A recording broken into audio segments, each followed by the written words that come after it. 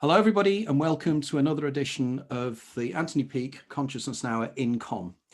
Today, our guest is a guy called Dave Green, who I've been introduced to by a mutual friend of mine, Samantha Lee Treasure. And Dave is a fascinating guy because he does artwork and he does images and everything else. But the difference is with Dave's images are the images that come to him when he's in a lucid dream state. I'll leave it to Dave to fully explain it. But we've had because since I've been in contact with Dave, we've had a series of quite extraordinary, what we would call coincidences taking place in terms of the pictures. And we decided what we would do is we would see if Dave could go into a lucid dream state and see if he could visit my house and see if he could come up with some images, which we'll be discussing today, together with another series of images that Dave has done in the past, which are quite extraordinary and linking quite directly with some of the images in this house. Now, the big question and the big debate, and it's something we'll be discussing today, and hopefully we'll be putting out to you guys out there as well, is what is the nature of coincidences? Do we get a bit carried away when we say that something's a synchronicity? Or is it just something like attention bias or confirmation bias? Are we looking for the coincidences and therefore we see them? And this is going to be the things we're going to be discussing over the next hour and a half, maybe even 2 hours. But we're going to spin off into a lot of interesting areas. As usual, we have Sarah in the background down there in snowy Kent. And we are I'm in less snowy West Sussex here. And Dave, I think, is in London, I think, is it? So without further ado, Dave, if you could tell me a little bit about yourself. I know a little bit about you, but not a great deal. So maybe for 2 or 3 minutes, you could explain who you are, what you do, and a little bit about how you got into what you do at the moment. Yeah, sure. So, all right. So in terms of the lucid dreaming, that's something I experienced since I was, since I was a young child. And I think this is a story I think a lot of lucid dreamers could relate to. Like when I think I had quite bad nightmares as a child, which isn't unusual in itself. But I think I learned to lucid dream initially to deal with nightmares when I was very young, like 5 or 6 years old. And obviously I didn't know the name for it. I just thought that was normal. Could you explain what lucid dreaming is, Dave? So for the people out there that may have experienced it but don't know about it, if you could tell us a little bit about what lucid dreaming is. Yeah, sure. So a lucid dream is just a dream where you're aware of the fact that you're dreaming. And that is, once you have that knowledge, you can then control aspects of the dream. And that's what it is. And lots of people, I mean, it sounds like, it's funny for people that don't know about it. Initially, it sounds very strange, but then once you explain it a little bit more, many people have had them. And the type of lucid dream that many people have had is when it might be a nightmare and they're like, oh, this is a dream. And then they wake up. That's a very, very common experience. But the trick is to realize it, but then not wake up. And that's when things get a bit interesting. But so that's what lucid dreaming is. Yeah. So going back to your narrative then about your own experiences. Yes. Here. So I was having dreams like that as a young kid. Didn't really know what they were or that there was anything different, especially. And then at some point, I guess as like a teenager, I heard the term lucid dreaming, and I was like, oh, okay, that's the thing that I experience sometimes. And then got the book about it, the famous book by Stephen LaBerge, which is a American scientist who's largely responsible for bringing lucid dreaming into the mainstream and proving it was a real thing. And got his book, Exploring the World of Lucid Dreaming. And that's got loads of techniques in there where you can like hone it and, get more proficient at it. So I got really into it as a teenager.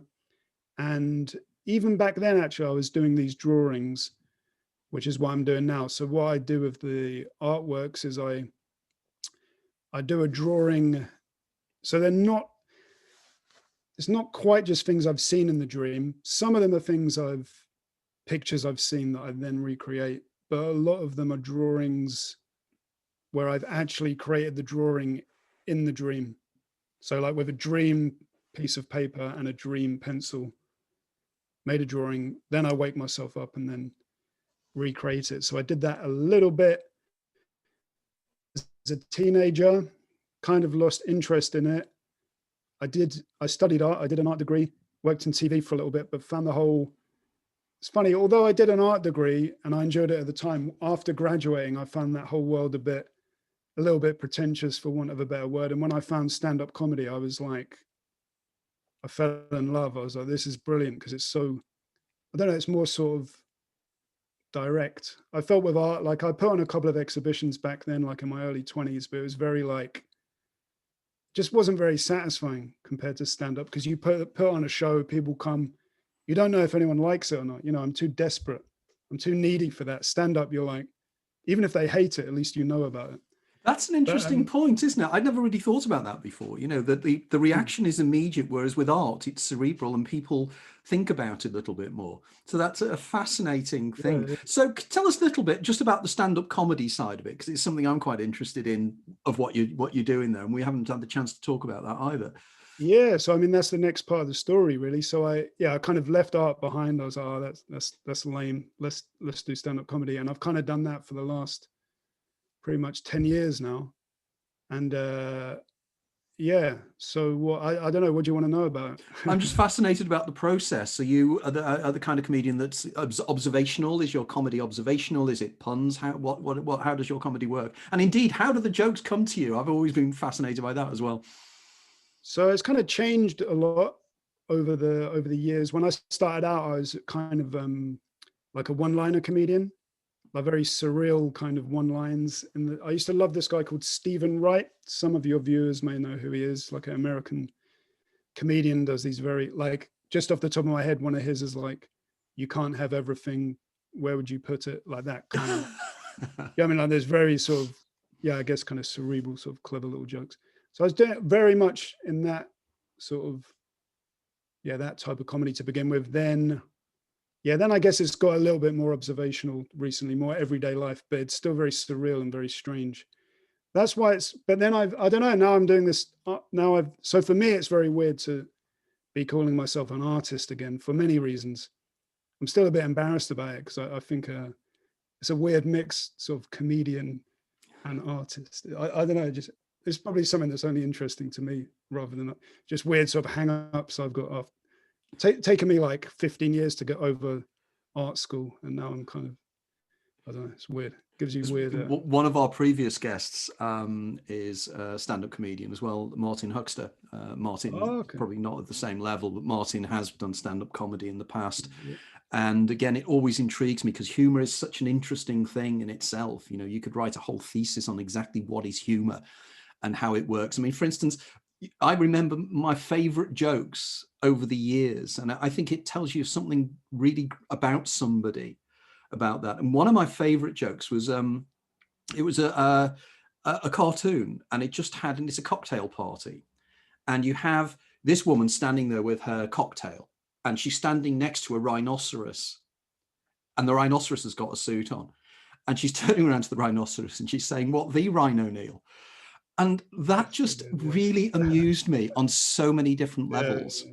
And of course, there's the very famous one, isn't there? The two hippopotamuses in the water, and one's turning around to the other and saying, "I keep thinking it's Tuesday." And again, that really amused me, because it can be so surreal, can't it? You know, and do you get your inspiration from life, or do the humor, does it? Because one of the things I'm fascinated in is creativity. Does the humor come to you spontaneously, or do you have to work on it? It's funny, because I mean, I haven't written a joke in like a year, obviously, because of the global situation. But so for me, usually it's very different. Every comedian works totally differently. But for me, I'd see something that might catch my attention when I'm out and about. Then I'd make something that might feel like a subject for a joke, make a note of that. And then I would just sit down every morning, go through those notes, and then try and turn it into something. But so I was quite like I would always sit down and actually write, but not everyone's like that. Some people just never write at all and just say whatever. And when you then did stand up, do you plan what you're going to do, or is it more spontaneous than that? So again, that's something that evolved over time. I think for me, when I started, I was very tight. Everything was very tightly written and kind of, yeah, very tight like that. And then I loosened up over the years. So more recently, it would be like, as I've sort of yeah, sort of got to grips with it a bit more. I think it's kind of, stand-up's kind of a lifelong thing. I mean, you're always learning every gig. So I can imagine. So I think yeah, so more recently I would get more like an idea for a story, and then have the vague plot points of the story in my head, and then when you're on stage you say it and you inevitably improvise and find the funny bits, then you remember the funny improvisations, right? Yeah, and then right. after you've done that for a bit, that gets a bit stale and the audience can tell you're dead behind the eyes. So then you've got to like mess it up a bit and add a new improvisation. Do you get what I mean? And kind of just, and then you kind of edit it. So the writing takes place half off stage and half on stage. And you got to try and make it look new every time. I'm totally letting everyone behind the magician's curtain now, but that's. Yeah, absolutely. Because it's one of these things, isn't it? That humor is just incredible. I remember many years ago reading a book on sociology called The Dirty Joke Rationale. And it was interesting as to how you define what is socially unacceptable in terms of jokes, and whether humor, and because you get political humor and you get everything else. And of course, one of the great humorists within this world that I'm involved in is the great Bill Hicks, and his various monologues. And again, we see very, very deep meaning to a lot of the things he said that seemed to be spontaneous, but of course weren't. Which is intriguing in itself. So maybe we can return back to the whole question of humor as well. So moving on now to your development of the art in terms of lucid dreaming. You can go a little bit more about that? Yeah, sure. So yeah, lockdown hit. All the venues were shut, couldn't do stand-up comedy. When it became apparent it wasn't coming back for a while, I was like, just out of boredom more than anything, I started doing the lucid dreaming drawings again, started sharing them online, and they got a bit of interest, and I was like, oh, it's something I could do this for a little bit. And so it's kind of picking up on something I was doing when I was a teenager. This is kind of a bit of a midlife crisis, but a good one because I'm really enjoying it. But so back then I did maybe 10 or 15 drawings, but now I've done like sort of coming up to 100, I think, since June or July. So what's the technique? So if I tell you a little bit about because the type of lucid dreaming I do is, if I tell you about that, that kind of might be a way into it. Okay. So yeah, if anyone who doesn't know, there's two types of lucid dreaming broadly. There's a dream-induced lucid dream. And the way you do that is you train yourself to notice that you're dreaming from within a regular dream, right? And then there's awake-induced lucid dream, which is what I do, and that's more like falling asleep while retaining your consciousness, and you enter the lucid dream that way. But the interesting thing about that type of lucid dream is it almost always takes the form of an out-of-body experience. So 90% of my lucid dreams start with my dream body separating, or having the sensation of it separating from my physical body. And then I'm just walking around like this room, actually. Just walk around in a dream version of my bedroom, and the environment looks the same pretty much. And then I get a pen and paper, because it's a lucid dream, so I know what I'm there to do, because I've set that as an intention. When you get lucid, you're going to do a drawing.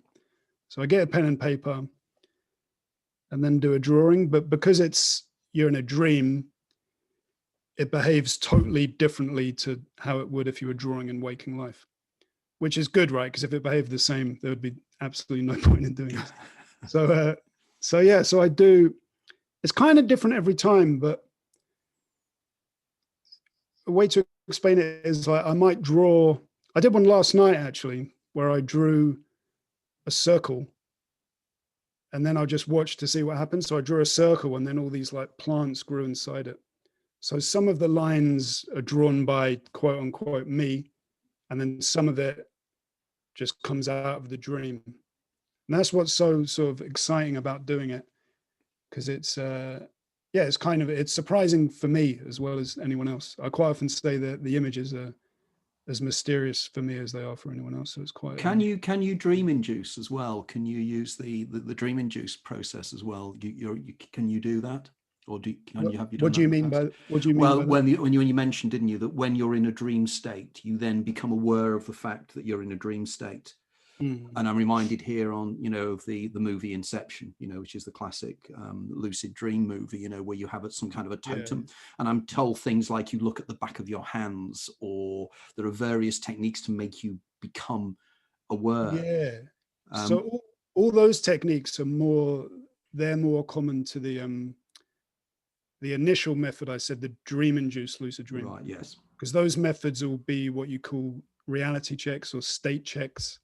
So the idea of that is throughout your waking life, if you do a state check every time something strange happens. So if you're in the street and you see some surreal thing, you're like, that's weird. Then you might look at your hand, do a state check. Then you just be very mindful and you just ask yourself, am I dreaming? And if you do that enough throughout the day, eventually something strange will happen. You'll ask yourself, am I dreaming? And you will be in a dream. And the answer will be yes. And the way they work is because in a dream, nothing is stable. It's the same reason why my drawings look so weird. Nothing's stable for very long. So if you look at your hand, I'm not sure, you might know this, Sarah. What happens with the hand one? I'm not actually entirely sure how that plays out. The idea Does is it look see-through or something? Yeah, I never do that one. Hand and you count your fingers, that's a regular one. So if you count your fingers and you've got 7 fingers instead of 5 or 4 fingers, Okay. thumbers, was you actually say in the playground. But yeah, it's mostly that sort of stuff. Or look at your watch, or a lot of people say that if you read stuff, but it's different for everyone, because some people say they can't read in dreams, and I can read in dreams, and I know lots of other people do read in dreams all the time. And I think Waking Life made the idea of turning a light switch on or off into one of those reality checks as well. Yeah, because that was taken directly, wasn't it, from Philip K. Dick himself, who said, about a light switch, and he was having a dream, and he realized that he was in his bathroom and the light switch had changed from being a cord light switch to a wall light switch, or vice versa, and I can't remember now. But this is very fascinating, isn't it? That we all dream. And I mean, I've only ever had 2 lucid dreams in my life, even though I've known about the phenomenon for many, many years. And when it happened to me, it was quite extraordinary, because I was in quite a state of shock for a time, because I suddenly realized I was in a nightclub, and I came out of the nightclub and I'm walking outside of the nightclub, and I suddenly thought, what am I doing at a nightclub at my age? It's crazy. I'm too old for nightclubs. And then I thought, I've not been to a nightclub for years. And then it was suddenly such a good midlife crisis dream.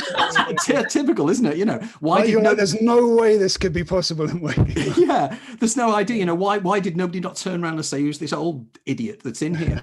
And I walked outside, and I can. And the thing is about these dreams, the amazing, because they're so vivid. I can still remember it now, and it was quite extraordinary, because I had this feeling of, my God, I'm dreaming. And then I thought, what am I supposed to do now? And I thought, I know, I'll jump in the air because I can fly. So I put my legs up in the air, and I fell to the ground and banged my leg as I came down. And I thought, well, that wasn't supposed to happen. And then suddenly I found myself rising again. And then I flew over the edge of this road, and it was a cul-de-sac, and it had a wall at the end. And I flew over the wall. And I was in some kind of a seaside resort, because there was this bay going out into the distance, and there were lights along like an esplanade, and there was traffic driving up and down the esplanade, and I'm flying, and I can feel the air around me and everything else.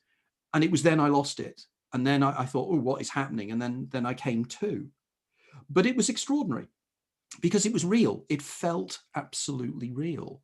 So in terms of when you're in the scenario of getting out your body using the other technique, I'm very intrigued when you mention that the reality doesn't quite look the same as your normal room. Now, the billion-dollar question here, do you think you're actually in 3-dimensional space walking around your room, or do you think you're walking around in your mind in an internal facsimile of what you think the external space should be? I believe it's the second one. Yeah. Okay. Yeah. And it does look quite similar. I should say. But my theory as to why that is because I have the experience of separating from my body, and my plan is to do a drawing, right? So I walk over to my desk. So the environment of my flat is only really in my periphery vision, right? But on other occasions when I'm not going to do a drawing, it stays the same if I don't really look at it. But if I start examining the walls, for example, then a door might appear that wasn't there. Do you know what I mean? Yeah. For the same reason the drawing starts to come alive and behave, because that's what I'm attending to. I think it's probably to do with that, your attention versus your periphery. I think attention is such a massive part of it that people underestimate. Attention, perspective, and scale. Because one thing I've noticed in lucid dreaming, birds and animals are much bigger than they are in normal life, and I think that it's because the scale of whatever you're giving your attention increases, so it actually just becomes big. You don't look at it really necessarily close up, but you have a sort of omnipotence of vision as well, so you see close up and far away at the same time. It's hard to explain, but I think attention. I remember I was talking to you, Dave, when we did an interview a while ago, which I was just telling Dave I accidentally deleted from my computer, where I was really into lucid dreaming when I was a kid as well, and I thought it was just the normal way of dreaming. And it wasn't until I got a bit older and I'd tell friends about my dreams, and they'd be like, "Oh, I never have dreams like that." And then I read this like a Wikipedia entry for Frederick Van Eden that invented coined the term lucid dreaming. And he described a technique that he would use to stay in the lucid dream state. Because you know what you were saying, Anthony, about you basically got really excited because you were flying and you were so happy that you woke yourself up because you'd kind of become a bit too consciously engaged with it. And Frederick Van Eden described this practice of kind of turning and spinning to stay and concentrate your focus and attention in the dream body. And it's just what I used to do all the time intuitively as a kid, because you become aware. And I used to also like hold my eyelids open like this to look at everything. And you have to move, like you were saying, Dave, you have to like move your attention and focus around, because if you look too much at something, you can snap out of it. So it's a really interesting balance to keep. Yeah, that's fascinating how you intuitively learn to do that. That's very interesting. One thing that I always find interesting, because I think there is a bit of that. Yeah, it's almost like playing an instrument or something that, I don't actually play an instrument, but I imagine that's what it's like. Yeah, it's like you've got to keep the balance. But one thing I find really interesting is like, for example, an interesting question: why is flying so common in dreams? What's the reason for that? Because that's so. I think of all the experiences, all the things that happen in dreams, lucid or regular, that's very, very common. And why is that? I remember watching an episode of This Morning once with my dad, and Russell Grant was doing dream interpretation. And Russell Grant was saying a lot of people have flying dreams. Flying dreams are very common. And me and my dad were both like, yeah, we have those. And he goes, that's a sexual dream. And me and my dad both went, oh! I think it's just like that sense of elation and jumping for joy. And I remember having those dreams very early on when I was a kid, of just because you're kind of weightless in the dream state, actually, because your body doesn't have the same sort of parameters that exist in reality. I think you are naturally kind of experiencing weightlessness. And so the first dream I remember of that is it's not even really flying, it's just sort of floating. You don't really sort of necessarily fly through the air like a bird, do you? You just kind of are able to raise up. So. And I think it comes naturally, right? Pardon? Strange how it comes naturally to so many different people and so many different cultures. It just seems we just find that's what we do. It seems like an expression of joy, though, doesn't it? Like it's to me, it's more about the feeling of rising with joy. Oh, I see. Yeah, interesting. Yeah, because this is funny, because this is a theme Sarah and I have mentioned so many times. I think on every show we've done now, we've always talked about this sensation of release that you have sometimes. And I've mentioned it many times now, the idea of standing on the edge of a cliff and just letting yourself go. And it's something that maybe is deeply ingrained in us, this idea and this concept.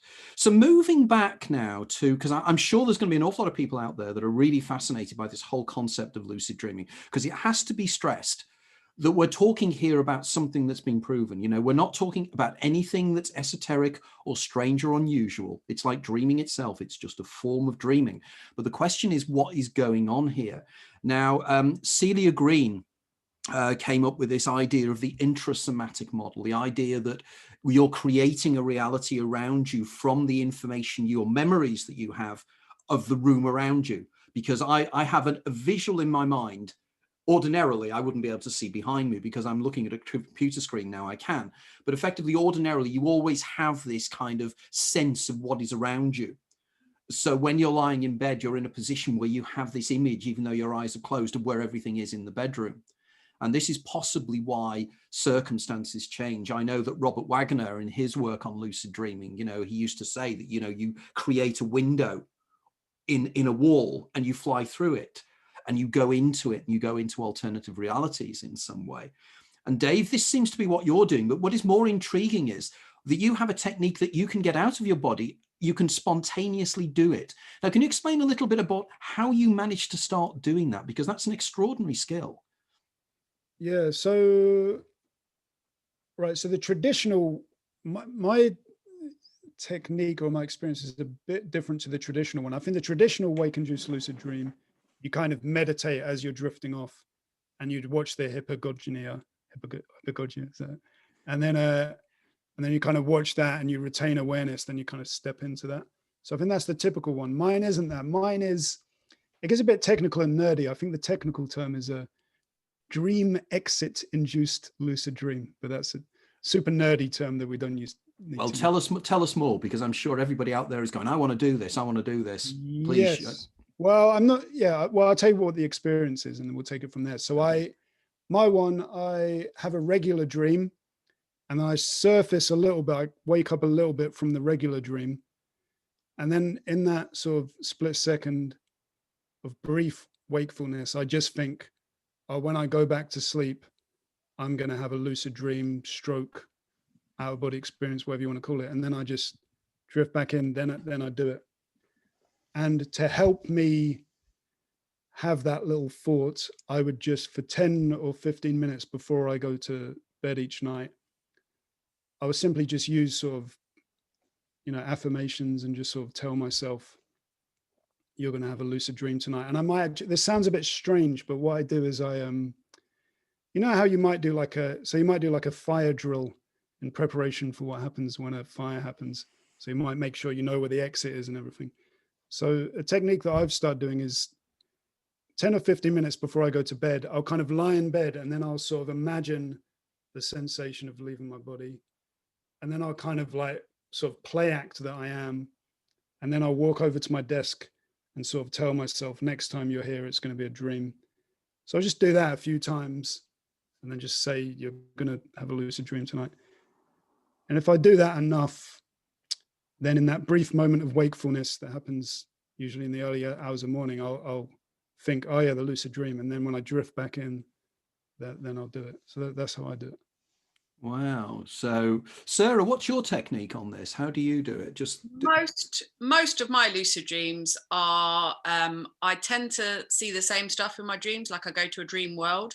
So as soon as I see the places or the things that I associate with my dream world, I tend to realize that I'm dreaming. Like there's a pyramid shaped spa in my dreams often, or there's a magic spring that contains the water of memory.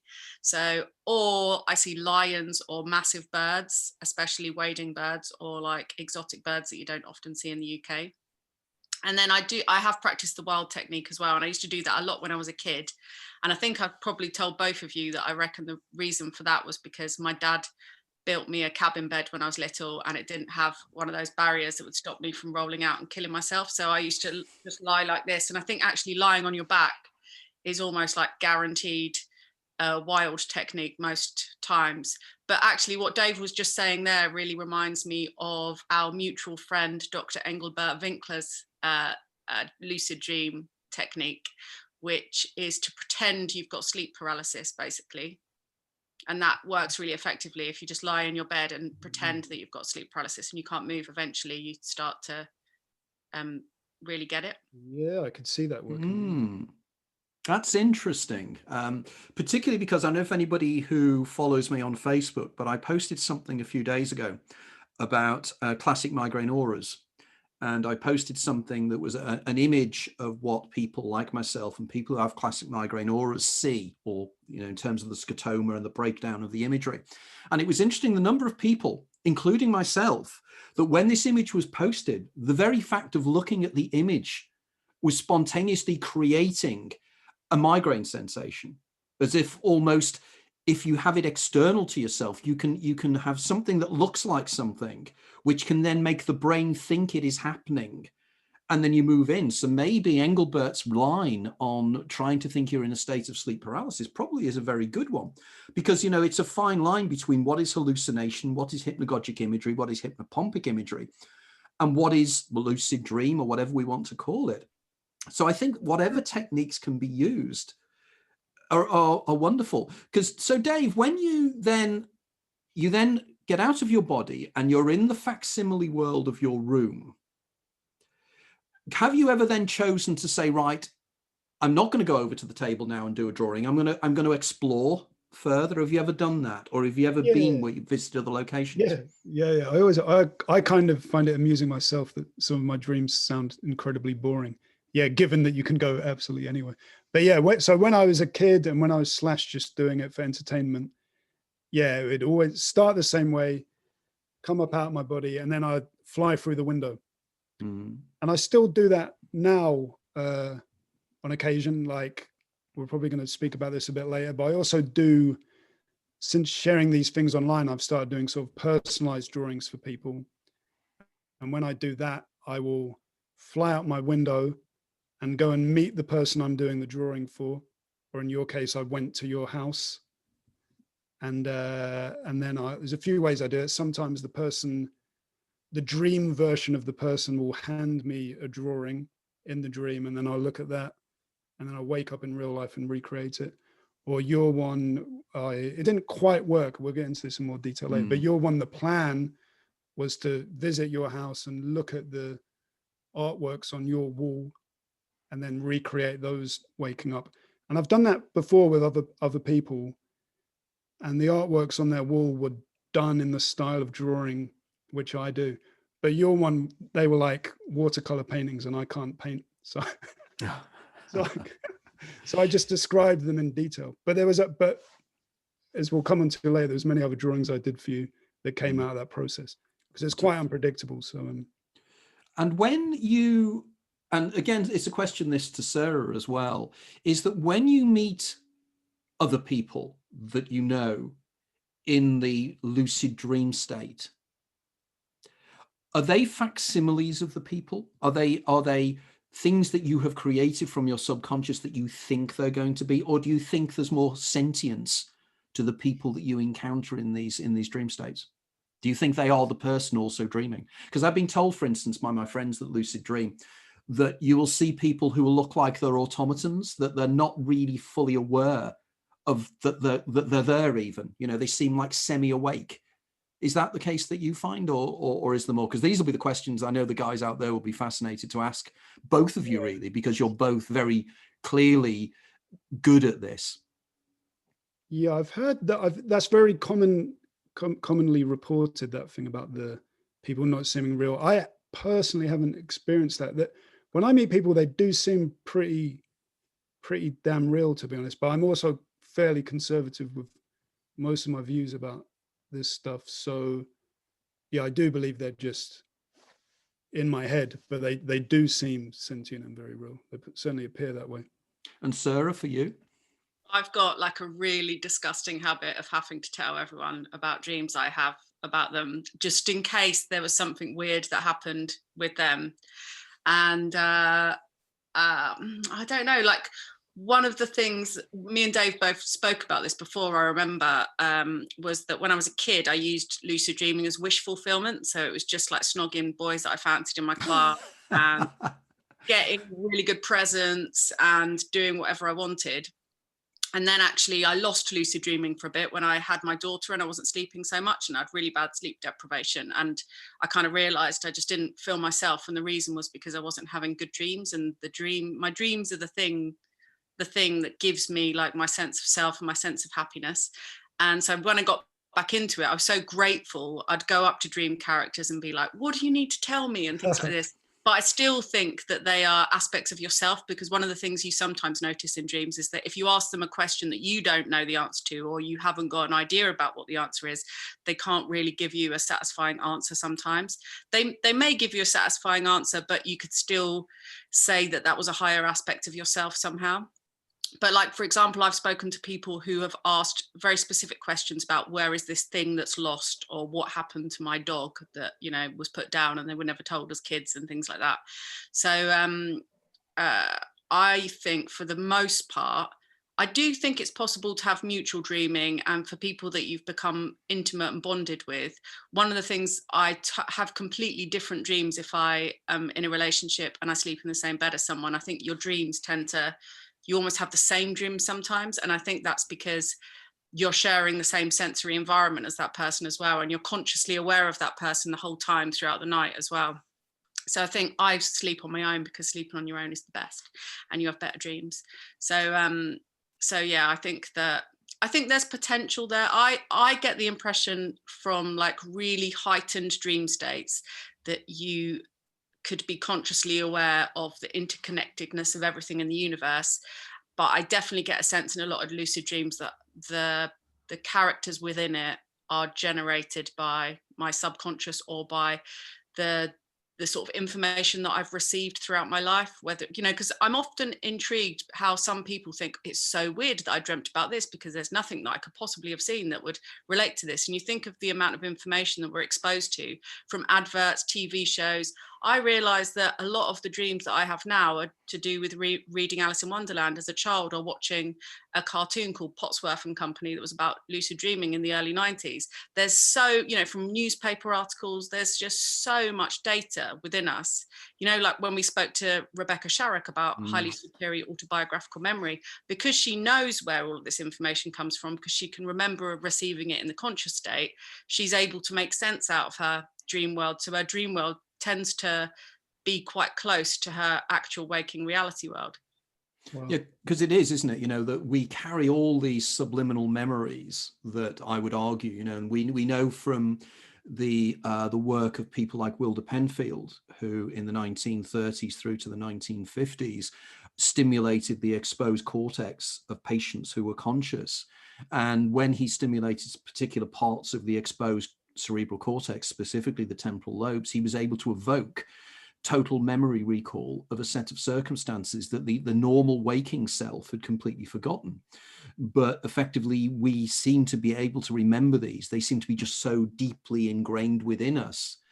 And clearly, this is where dream symbolism works and everything else as well, because it seems that there doesn't seem to be a great deal of evidence from my point of view, although I'd be delighted to hear from anybody out there who can counter this, because of course, we on this program, we're very much looking just for information in terms of understanding. So we're not going to turn around and say it's nonsense because you've had dreams where you've spoken to somebody else and then you've subsequently brought that back to normal reality. So I'm very keen to hear if anybody else out there has had these experiences, because it would argue, wouldn't it, that the reality we go into dreams are just as consensual as normal reality, because the only reason we believe this reality is real is because it's consensual, because, you know, we both agree that there's a house over there, or the three of us now are agreeing we're doing something on Facebook and discussing it.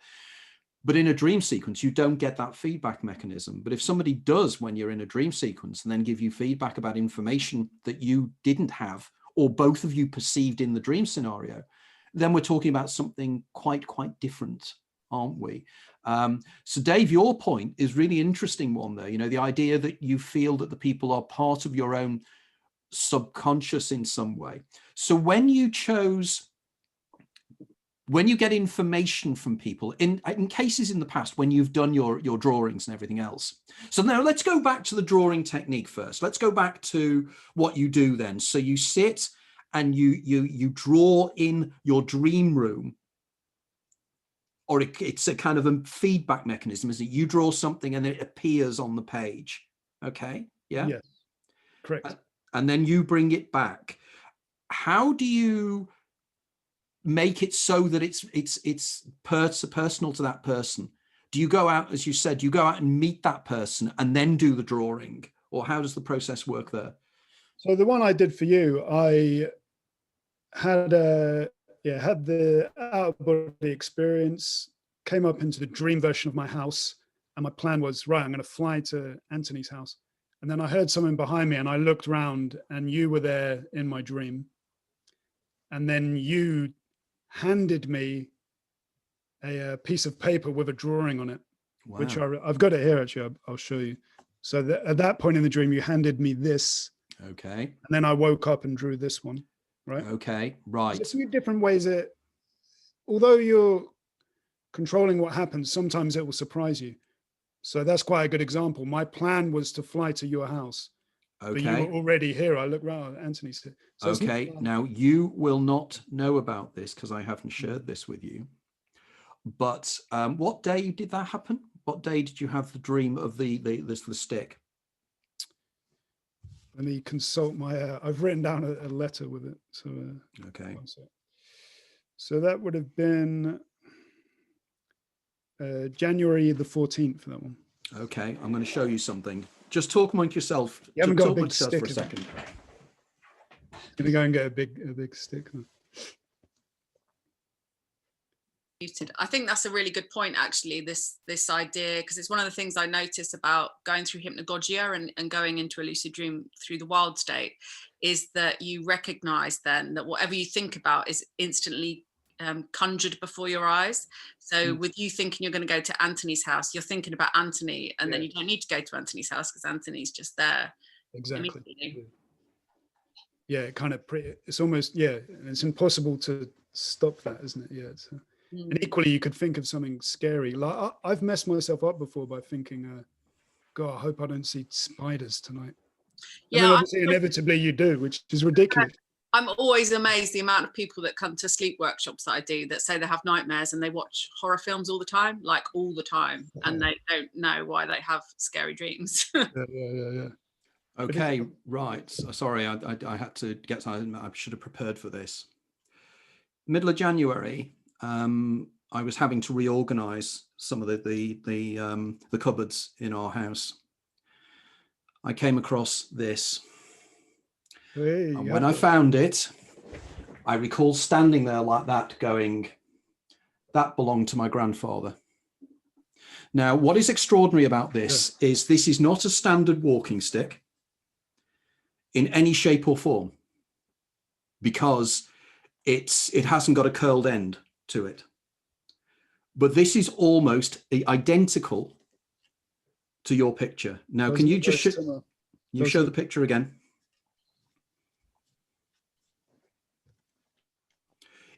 Right, even to the striations on it. When you sent me that, when I saw that, I simply could not believe that. Now, the question is, are we simply just pulling together all the events that have taken place in the last few weeks, or is there something more to that? Because that, to me, astonished me when you sent me that, but I didn't mention that to you because I wanted to do that live here. You wanted it to be, you've tricked me. All right. It's funny because as I've said before, I have a fairly sort of conservative view about what lucid dreaming is and sort of the sort of psi phenomena that could be related to it. But I'd lie if I didn't say I was slightly disappointed when there was no quote unquote hits with my one for you. Well, this is nice that you've saved that little surprise. Well, this is the extraordinary thing, though, isn't it, Dave? That although the hits, as we know with psi phenomenon, it seems to sometimes move slightly. It doesn't seem to quite work in the way people want. And the research has always shown that it's when you're not thinking too hard about it that it happens. Now, I was very intrigued by your idea of it's in your periphery vision. And I know we discussed this a few weeks ago. The idea that when you have hypnagogic imagery occurring before you go to sleep or hypnopompic just before you wake up, they seem to be in your periphery vision. And it's only when if you focus on them, they evaporate and they disappear. So you almost have to link them in to pretend you're not looking at them. And slowly they become more and more precise in imagery. Now, this is what I suspect might be happening with you, because, of course, one or two of the things that you did were extraordinary, like the posting of the flying figures. Have you got that there? You know, the one of the figures. Do not have that with me, because that was a personal one for someone else. Okay. So it's with Okay. them now. Yeah. Okay. Now, the extraordinary thing here, folks, is I posted something about this on Facebook, in that I'd gone for a walk around my local area here, and I came across, and if I can find the picture, let's see if I can. And I'll try and share it. Just hold on, bear with me a second. If I share screen and see if I can find the image in question. Right. Right, can everybody see this? Can you see it on your screen? You got to make it a bit bigger, I think. Okay, let's, can you see that now? We can see your screen, but the picture you're looking for is quite small. Oh, is it? Right. Oh, I see. Yes, I see. And it's not showing the image, it's showing a group of pictures, isn't it? Exactly. Okay. Oh, okay. Now, I don't know how to do that, to just open, because on my screen, it is open, but on this screen, it isn't. And I don't know quite why that picture isn't showing. I will try and open the other one and make it bigger. Let's see if I can do that. Bear with me. While you're doing that, Anthony, I would say, even as a skeptic, even this one gave me pause for thought. It is quite it is quite extraordinary, isn't it? Similar images. And I whether that's proof of anything, I don't know, but they're certainly very. Yeah, I don't know why it's not opening, because it's really quite frustrating, but it's this image here. If I can make my screen larger, let's see if I can do that. If I can zoom out my screen. Let's see if that will work. Go into the, no, it won't make it bigger, but it's this image here. And you can't see it, so there's little point in me trying to share it now. But what is extraordinary is that Dave posted an image of a group of figures on poles flying and having their arms outstretched. And I'll post this on my Facebook wall tomorrow, or when we post this, and they had their arms stretched out. Now, I had gone on a walk a couple of days before, and I'd taken a photograph of a piece of installation art in my local area here. And when I got home, I looked at it and I thought, that's quite a good image, but I decided to invert it. For some reason, something made me invert the image. So instead of the images being, you know, the pole coming up and the flying beings on them, I turned them upside down. This is the exact image that Dave had done in his lucid dream state. Okay. But there were a whole series of other images that Dave did over those few days that were almost tracking the things that were taking place in my life. And I found this quite strange. And the question and the debate here has to be moving on to the idea of, is it just confirmation bias and attention bias? Now, attention bias and confirmation bias is just literally you're looking for something. You're attuned to something and you're looking for coincidences in one way or another, and you find them. Now, there used to be something that my little group up in Liverpool used to say, which was called the Kangaroo Complex. The idea, if you turn around to somebody and say, you will see a kangaroo in the next few days, most people will, because they're attuned and looking for them. And because we see so many things in the world, we can do that. Can we do it now? Can we tell everyone to see a kangaroo in the next few days? Yeah, and let us know when you see the kangaroo, and then post it on any of our walls, the images or whatever you see of a kangaroo, because, you know, you will do it. But I'd like to just tell one little tale about this that made me feel it was stranger than this. Now, many of you will know I'm quite interested in the phenomenon of 1111. And people say that they see 1111 all over the place. It's called the 1111 phenomenon. There are a couple of associates of mine that have written books on the phenomenon. Now, to me, it's more straightforward than that. To me, it is literally, you know, you just have vertical lines, you know, and the vertical lines, if you have 4 vertical lines, you will notice them, because effectively, if you argue that we were brought up on the plains in Africa, we would be zoning at the distance, looking at the horizon for potential predators. So anything that's standing up from the field, we'd notice. Now, 1111 is one of those strange numbers where they're just downstrokes. Okay, and I think this is what people see when they see 1111. They see them because ordinarily they look different and it looks strange. Until somebody pointed out to me, my wife pointed out to me one day, and she said, you know, you're preoccupied with 1111. And I said, yes. And she said, there's one thing you cannot explain. And she said, it's more precise to you. And I said, what do you mean by this? And she said, the title of the Dutch version of your first book. This is the Dutch version of my first book. Read that title, 111111. It's Dutch for life after life after life. That's where 1111. Now, there's no way that that is just a symbol. There's no way that it's something ingrained in that is far more strange than this. You know, it's as if there's kind of symbolism or messagings going on somewhere. So, Dave, can you tell us a little bit about those? Well, particularly those images. Can you tell us something about, and we can touch on, maybe you can touch upon some of the other images you came up with now as well, in terms of me, and I can point out some peculiar things, particularly the black and white checkerboard thing that you did. Oh yeah, sure. Yeah, what do you want to talk about? The checkerboard one, or let's do the checkerboard one for the moment. Yeah, I've got that here. It's actually, so that one was part of the series that I've done. So it's kind of in a frame with some others. So, but you might, so it's this, hang on, trying to get it lined up. Okay, it's that, yeah. That one. That's the one. Okay, now memorize that, guys, because this is important, because there are a few things on there that are quite strange. So if you look at it, I'll stop talking. So Dave, can you just speak so that it will pick up your image again? Yes. So Dave, if you can speak now and put it to the wind, to put it, because I was speaking then, it came to me, and I just like people to just actually see that image again. All right. So this is the image we're talking about, and this was weirdly, I feel funny talking like this because I can't see anyone, but all these images I'm holding now are part of a series I did in which I had the experience of separating from my body.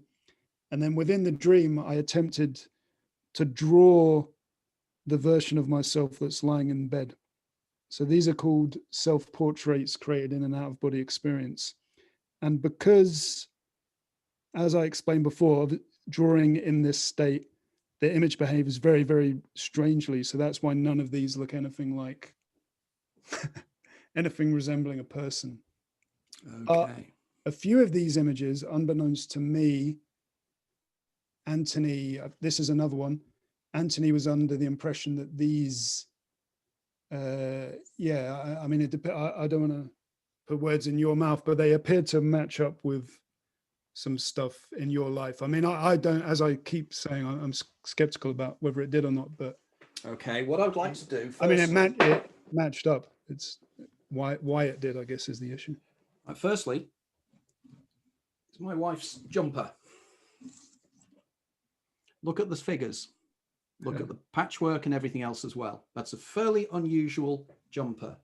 But I'm going to show you something even more extraordinary. And this means actually, if I can, moving, because I can't, I don't think I can share the image here. And the only way I'm going to be able to do this is to actually move my laptop to the location of the thing you're going to see. So if you just bear with me, it's going to be a bit jumpy for the moment, but it's the only way I'm going to be able to do this. I've got everything tied around everything else, which is typical, but just bear with me.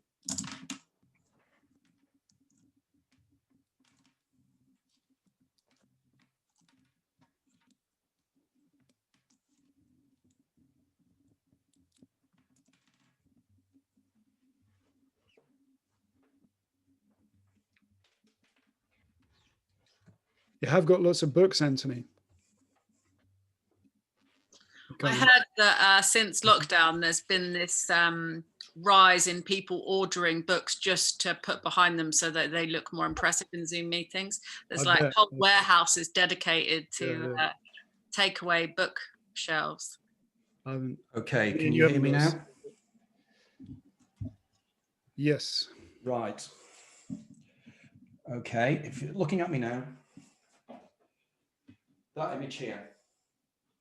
Okay, now if you specifically look at this here, there is an iron in exactly the way in which Dave showed it.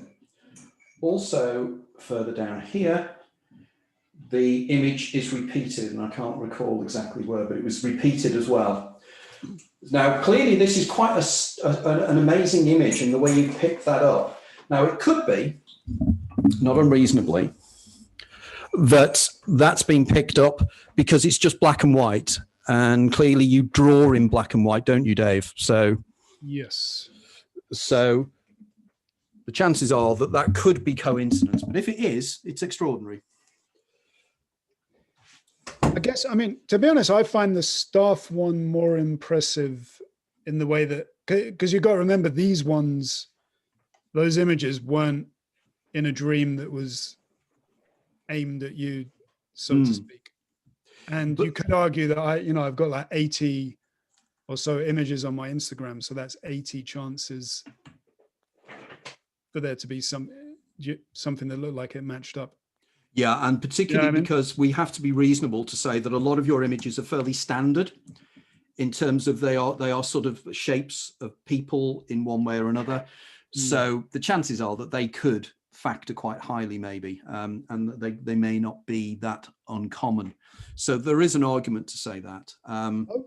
There is a point that I'd like to raise here, because I think I've mentioned this to you in my email as well. It's, yeah, although I might not think these experiences, I think a lot of people are surprised by my views on this stuff, because they're like, well, you're traveling through your dreams to my house and you're meeting me, and and you believe that's something that's just happening in your head, because it's almost like, well, why bother doing it or something? But I think it's an interesting process anyway. And the way I explain it to people is I would say what happened with the drawing with the staff that I did for you, I would say that has the things that I would call coincidence in relation to anything approaching a scientific study or anything. I dismiss that as coincidence. But I would say those exact same things in the realm of art, of course they have meaning. So I'd say it like that. They have, if someone comes up in my drawing that looks like it relates to someone's life, it has meaning in the realm of art, without attempting to sound too pretentious. But do you get what I mean? I see those as kind of two. Well, particularly because things. the particular artwork we're talking about there is a Kandinsky. And Kandinsky, as a Russian artist, I mean, I don't know if maybe some of you are not aware of this, but by background, one of my major areas is art history. And I was going to be doing a PhD in art history many years ago on the Italian artist Piero della Francesca. And one of the areas when I was at university, when I was doing my art history, I did a lot of work with the surrealists and abstract art. And Kandinsky, it is believed, used to suffer from migraine. And a lot of Kandinsky's images are migraine aura images. And clearly there it's building in with the subconscious again. So when you see a Kandinsky image, it is coming from a very deep part of his own psychology, which is very similar, Dave, to what you're doing. You are going into your subconscious in some ways and drilling up these things, which are then populating your lucid dreams. Because there's a question that somebody's asked online. Michael Jacobs has asked, do you dream in black and white? Which I think is an interesting question. Do you? No, I dream in color. A lot of people ask this. The main reason the images are in black and white is because I was going to say I don't own any color pens, but no, it's for the simple reason that what I find really exciting about this is attempting to get a direct, well, as direct as possible copy of something that was created in the dream. So the only reason they're in black and white is the same reason they're quite simple images, is because if I add color, then that's just another variable that I would need to recreate. I like the idea of getting something as similar to what was created in the dream as possible. If that So makes sense. I just going keep it all as simple as possible. so going back to the imagery itself, can you just explain again what happens when the drawing appears in front of you? Can you tell us a little bit more about that, how that happens? Yes, well, I've got them laid out here so I can use one as an example. So this one, for example, once I started realizing there was this interesting sort of interplay between what I was drawing and what the dream was providing itself, so to speak, I started doing sort of direct experiments with that. So my plan with this drawing I'm going to show you was I went into the dream and I wanted to give the smallest amount of input possible. So I just drew a tiny dot in the middle of the page. And then I just watched the dot to see what would happen. So I drew I'll hold up the camera. So I drew a dot in the middle of the page. And for about a second, nothing happened. But then this line shot out. The teddy bear just appeared. And then the sort of numbers and patterns started appearing on their own. So, and then, yeah, I've started doing sort of animations of these drawings because that actually explains it better. Because what might not be obvious to everyone is that the drawings are kind of constantly moving and changing. So it'll only be the same image for about 2 or 3 seconds, and then it'll be something else, which is the precise same quality of the dream, which allows people to do reality checks. That's how you do the reality check of looking at some writing, then you look away, then look back. And if the writing's changed, you know you're in a dream. So it's that constantly changing nature of dreams that allows people to do reality checks. But that also plays itself out in the drawing. So they're constantly moving and changing. That's a very important point, isn't it? That the images themselves are dynamic. And sometimes the kind of message, for instance, with what you were just showing there about the pointer, if it's just there as a pointer, it doesn't really convey a message. But if it moves and then something else, the sequence by which the images come out could be part of something as well. Yeah. So doing animations is probably an excellent idea. Yeah. That's I've done one already, but it's yes, I'm still learning. But yeah, I'm going to start doing that more and sort of display them in conjunction with the drawings. So can you tell us a little bit more then about some of the other images? I mean, let's go on a little bit more about the images you discovered in terms of me, because I'm quite interested. So you mentally visit my house. Now, how did you manage to do that? Because you won't know where my house is, nor its location, nor its layout. So how did you manage to create that ambience, that atmosphere, that circumstance? Well, very simplistic terms, it was a house. How that it's like if you ask me now to close my eyes and imagine Sarah's house, I could imagine a house. I mean, that is a ridiculously simple way of putting it. Have I told you I live in a dilapidated rat mansion on the seafront? Probably could imagine it. It's the one that's the most falling down. I love that dilapidated rat mansion. Yeah. By the way, just very quickly, very quickly, Mary Manohari Fernando has just messaged to say, no one is going to believe this. I looked at a teddy bear image 40 minutes ago. Now, again, is this a classic example of what we were saying before of confirmation bias and attention bias? But that was quite interesting, I thought. Yes. But I'll guarantee probably somewhere around Sarah there will be a teddy bear, and I think if we look around, there probably will be a teddy bear at somewhere or other. I got loads just out of shot. Ah, well, there you go. They're lurking. No, I was going to say there's something. I think there was something I'd like to add to the idea of the confirmation bias, attention bias. I think another factor that is at play here is the fact they're from dreams. Because there's an example, if you'll bear with me, there's an example I like to give. Please. Like I think there's such a sort of sense of dreams come with this inherent sort of sense of meaning and this immense sort of weight, that there's something profound within them. And that can sort of skew even further the attention bias. Because, for example, if you watch a movie and there's a fire engine in it, and you go later out that day and you see a fire engine, you might notice it. You might not. Even if you did, you wouldn't think it was a big deal. But if you had a dream about seeing a fire engine and then saw a fire engine, it would seem like it had this incredible meaning. Whereas in reality, there's no more a connection between the fire engine in the movie and the one in real life than there is between the one in your dream and real life. Do you get what I'm saying? Yes. So the dream, because it comes with a profound sense of meaning, it sort of accelerates that whole attention bias phenomenon. And obviously, I don't know, it's more, and this is what I wanted to get into, because it's more complicated than, I mean, if something feels like it has a sense of meaning, then it has a sense of meaning. It depends, but I guess it's why it's happening. Yeah, well, we are creatures, aren't we, that need to find meaning in things. We look at shapes, and we see shapes in the sky. We see things where they're not. It's because that's what we do. We're information, and we're looking for information. So it's not at all surprising that in a world now where there is literally so much information available to us, we're in information overload. The amount of things we experience at any one time are so great that the coincidences are going to happen in one way or another, aren't they? They are inevitable. And we will then put meaning in. But I think your point is a fascinating one there, that dreams, you're right, dreams are imbued with symbolism, aren't they? From years gone by, dream interpretation. What do dreams mean?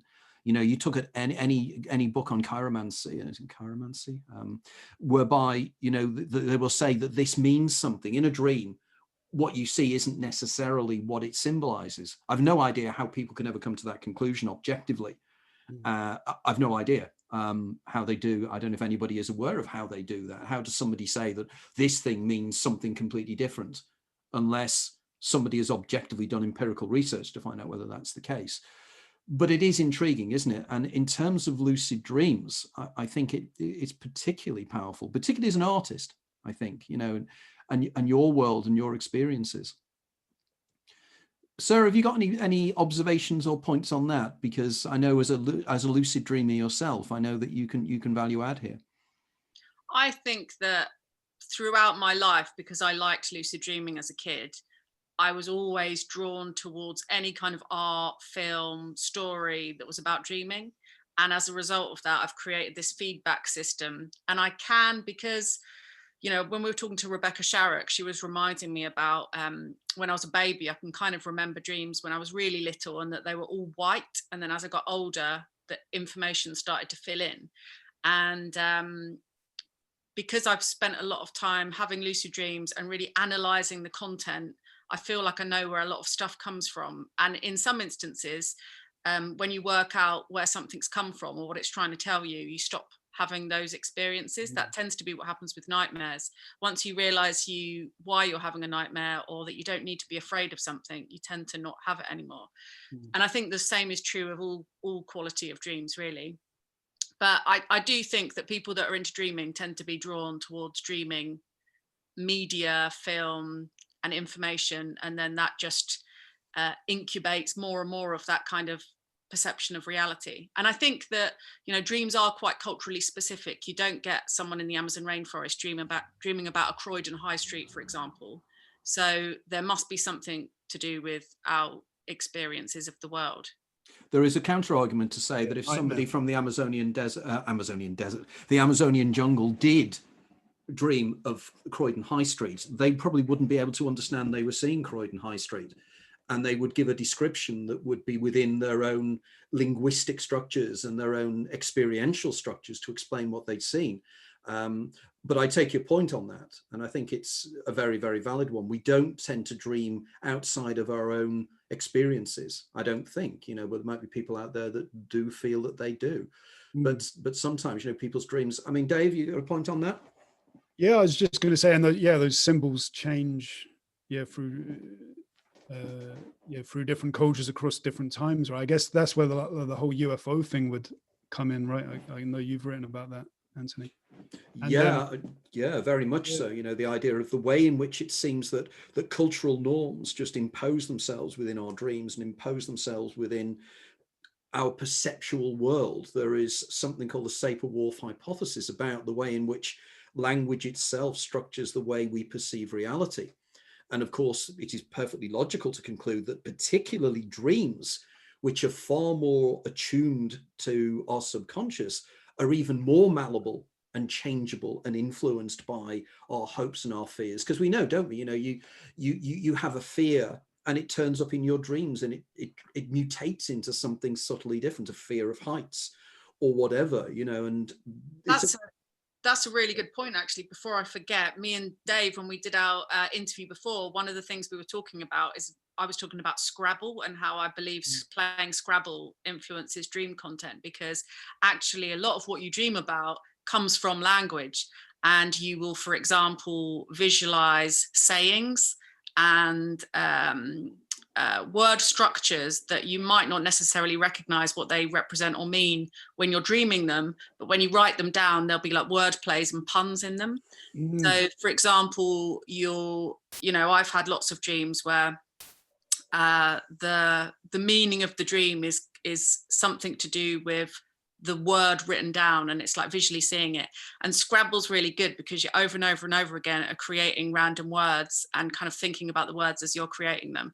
And I really noticed that when I used to play Scrabble a ridiculous amount, like 100 times a day, and it makes you find that you have lucid dreams and now have particular kinds of content, because language structures, and this is why in Egyptian dream interpretation, there's a lot of talk of wordplay and punning, because of the hieroglyphic writing system that the Egyptians used. Their language is obviously different and the word structures are different. And so there would be like wordplay in the dream, and it was seen as being a thing. There'd be like jokes on words and word structure. So we still have that now. That's reminded me of something, Sarah, that I think I got in touch with you on Instagram about this, because one of my your hieroglyph, yeah. So I did a drawing again, one of these ones. It's kind of got an ancient Egypt vibe about it. And actually, I think we said because the Egyptians didn't write out vowels, they just did consonants. And so you kind of have to fit in the vowel sound. And did I see KT there as well? KTT. KTT, because of So course. Is that a phonetic hieroglyph? Am I just imagining it? Because I did Google that and it said it was. Yeah, I saw that. What did it mean? Was it something like small? Small or something, yeah. But isn't there the concept of the cat and the bar and the car, in terms of the triune nature of the soul in ancient Egyptian belief systems? The car and the bar and the yak. And But I think isn't there a cat as well? Cat is the corpse. Right. Okay. Because I did notice that there was KTT there, which means absolutely nothing at all, I have to say. But does it? Oh, I thought it did. It means small in Egyptian. Right. Yeah. Weird. But everything means something. So you can't not ascribe meaning to any single thing in the universe, because everything has meaning. And even with regards to your everyday dealings with people, when you talk to people and you really get to know them, you realize that they have a value point system that's completely different to yours, and they will I see people that do things that have great meaning to them, and I'll look at it and I'll think, it just means nothing. And then one thing that will happen to me will be the most meaningful thing that's ever happened to me.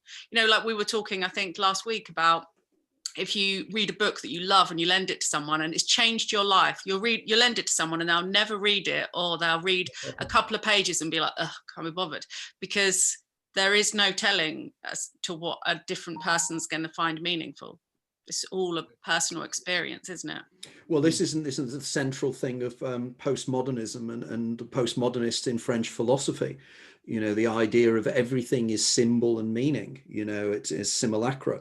And we create our world from not necessarily our expectations, but definitely our dream world is created from our expectations, and it has to be, unless dreams are, as I think, again, it was Robert Wagner asked the question, who is the bricklayer? When you dream, Who is the person that's creating the narrative of the dream? Who's the person putting the dream together for you? Because we in many ways, aren't we? We are witnesses to our dreams. We experience our dreams, but they have an inner narrative to them that is not our creation. Now, I think there's so many things at play in terms of what causes dream creation that I don't think there's any one answer to it. I think that, you know, like I said before about, I think most dream characters are aspects of yourself. And I think that's true in the terms of most dream characters. But then I also feel like I've had some dreams where there's an inexplicable sense of this has a meaning and a connection with the other person, or where I feel like I've gone beyond the confines of my consciousness and have accessed something else somehow. And people have extraordinary experiences all the time, you know. But I don't think there is any one answer. I think there's all sorts of stuff going on, even down to things like you're picking up on sensory information while you're lying in bed all night long. And that could be forming a narrative, creating visual phenomena that expresses the sensory input that you're receiving. One of the theories about what creates visual dreaming is that if our visual cortex is idle for too long, it withers away and deteriorates, or other areas of the brain overtake it. I think it's a quite recent one. And so we have to keep it active during the night so that we don't lose our visual centers to other senses. But I do think, for example, temperature at night, I know has a big impact on dream content. If you get too hot, you're likely to have nightmares. If you're too cold, you're likely to have different kinds of dreams. If you're sleeping with someone that snores or disturbs you all night long, that will get into your dream somehow. Or a lot of people, if they eat a heavy meal, there's that kind of old wives saying of, if you eat cheese before bed, you're going to have nightmares. But your body is digesting, and often you'll have these experiences of, say you're really thirsty in the night, you might have a dream where you're in a desert and you're parched and you're like crawling along the sand, because you're visually creating phenomena that matches the sensory information going on within your body. And, you know, if you're digesting food or you've eaten too late before going to sleep, you might have a dream. People often have dreams about some sort of conflict because your body's actually trying to digest the food that you're eating. So I believe there's a higher element to dreams as well in terms of collective unconscious. But I also think there's very practical and scientific physiological reasons for some of the content that we dream about. Very good point. Dave, would you like to add to that? I don't think I got anything to add. I was just, that was very interesting.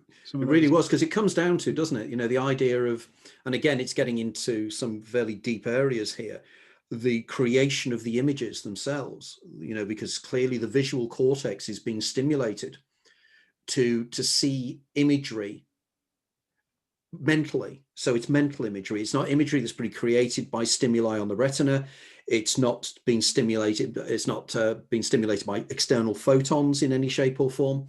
But the brain is still creating what seems like a facsimile reality created from its own memories or from its own feelings. So when we say, you know, for instance, that you feel thirsty, so therefore the brain creates a visual world whereby you're in a desert and you're thirsty. I mean, it's a huge leap, isn't it, there, to the idea of how the brain does that, how the brain brings about those kind of visual stimuli. And down here, one of the books I've got here is Richard L. Gregory's book on vision. And if anybody is interested in the process and the mysteries of vision, anything written by Richard L. Gregory is really well worth reading, because it is so profoundly important for people when they think that modern science has the answers to everything. And they say, oh, of course, you know, we have the visual cortex and the visual cortex creates the imagery that we see. Well, there's a magic trick going on here. You know, how does the brain create from what is effectively electrical stimuli a vision of the external world in the darkest part of the brain, in the visual cortex down at the back here? It is incredible, isn't it? I always think that it's just one of the most amazing things about dreaming full stop is the fact that you can have a full visual sensory experience without having your eyes open and being still. And it's just, that to me in itself is absolutely mind-blowing. And I do think that perhaps more scientifically minded people don't have as an exciting dream life often. Because I remember when I was a kid and I first got into it, I used to go to Sutton Library to try and find books about dreaming from a sort of brain neuroscience perspective. And there was nothing on it. And I've spoken to neuroscientists and said, you know, what about dreams? And they don't really know. Like, there are sleep scientists and there are people that study dreaming, but actually there's still a lot of mystery around dreaming, why it occurs and how it occurs and what its purpose is and how to make the best use of it.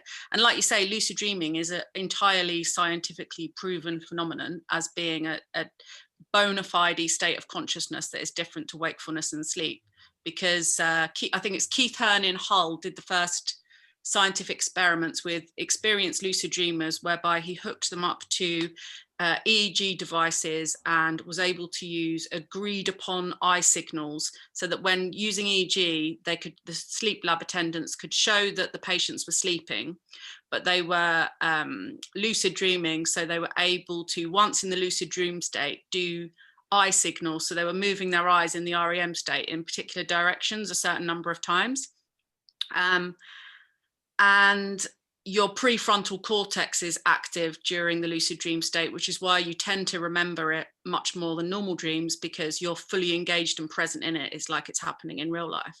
So there's, you know, it's a real thing. And I think that it's something that everyone could do. And unfortunately, sleeping and dreaming is not kind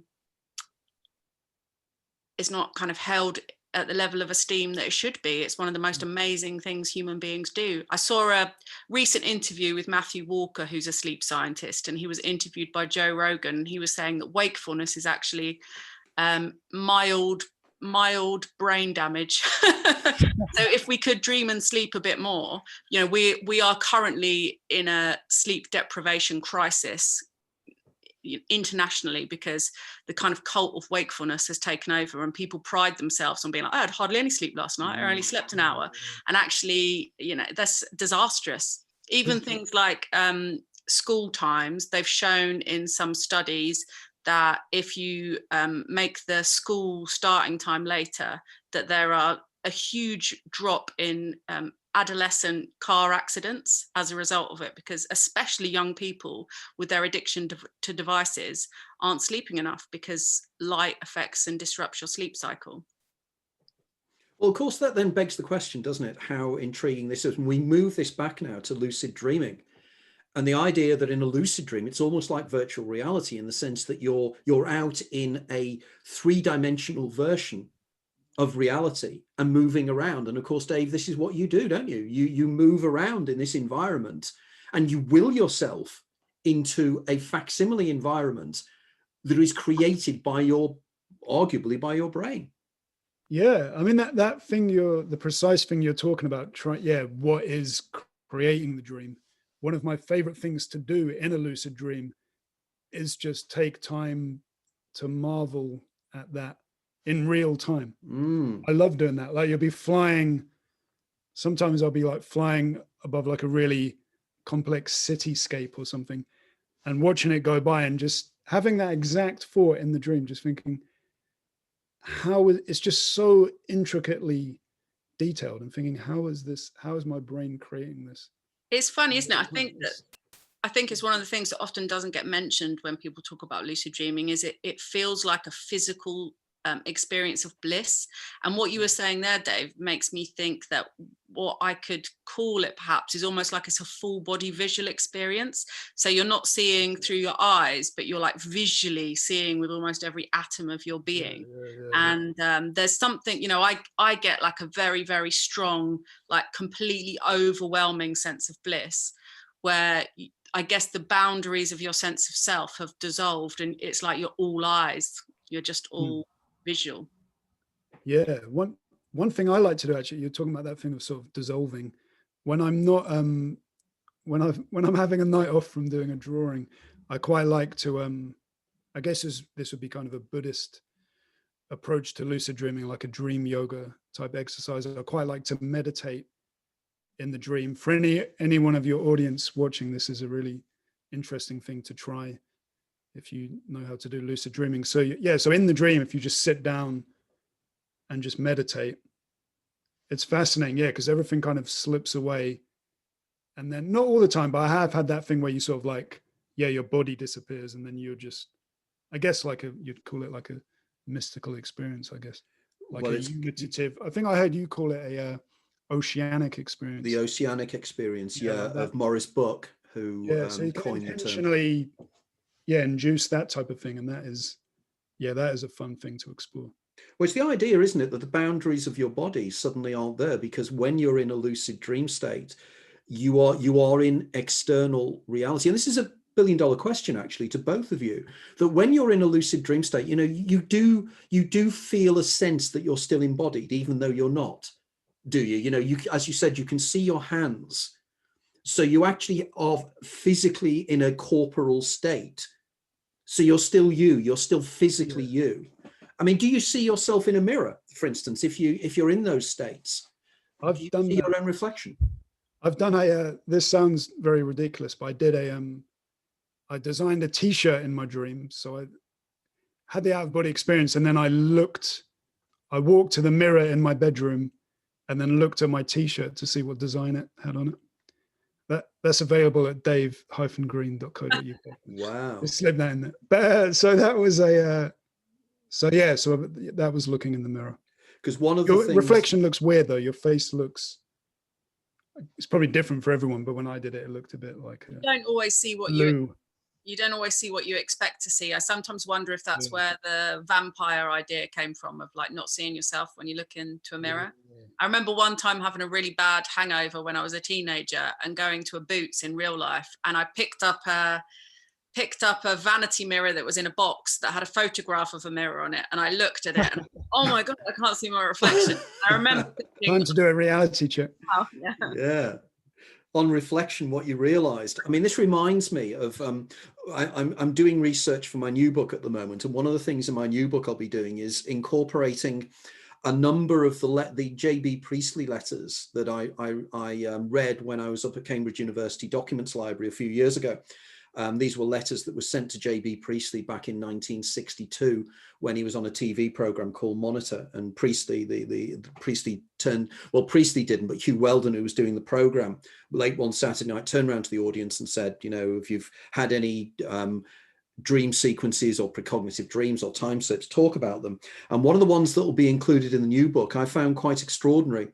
And it was a guy who had a reoccurring dream that he was in a wrecked house, and he's wandering around the house like a lucid dream, and he's wandering around the house, and he goes into a bathroom and there's a mirror, and he looks into the mirror and he sees himself in the mirror as a much older person, and he's covered in blood, and he's got damage to him, he's got a black eye and various other things, and the atmosphere is tense as well. And this reoccurring dream takes place.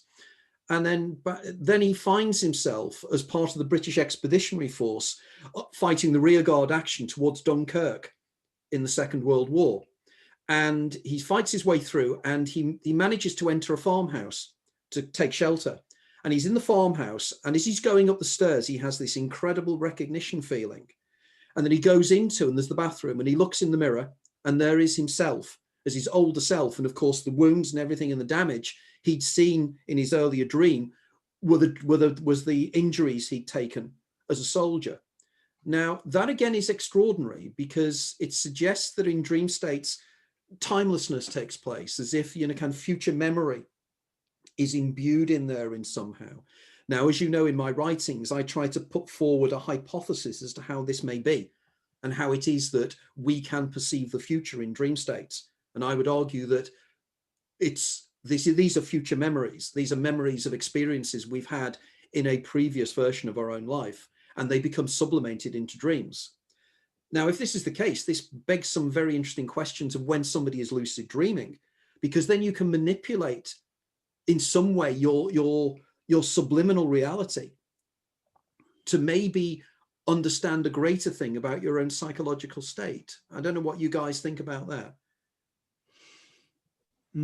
Complicated one. I'm going to use that to, I'm going to, yeah, what do I think about that? Something I'd like to talk about is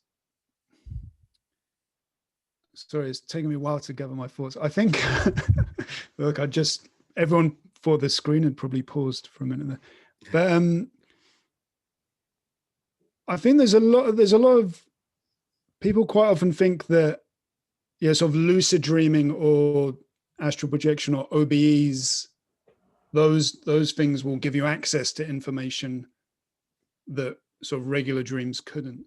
For example, I'm of the impression that all those things, astral projection, OBEs, lucid dreams, are the same things, just being interpreted through different belief systems. And I would say that, yeah, if it is possible to do the stuff you're talking about, then yeah, it's possible in lucid dreams and regular dreams. It's not like, I find it a bit strange where people put these sort of, the fact you're adding consciousness to it, or sort of meta consciousness, that you're aware it's a dream. I don't see why that would add anything. I know that isn't what you said, but I think a lot of people have that opinion. Do you understand what I'm saying? Yes, I do. Yes, I do. If it is possible to access sort of, psi phenomenon through these things, you can get it in any state, including a regular dream. Do you get what I'm saying? Yeah, well, I know, for instance, people like Charles Tart was doing this kind of work, and I know he did a lot of work with Robert Monroe in terms of Robert Monroe being in out-of-body experiences. And there was one particular case where Robert Monroe was quite a famous out-of-body guy, and he founded the Monroe Institute and everything else, and wrote a series of books on this.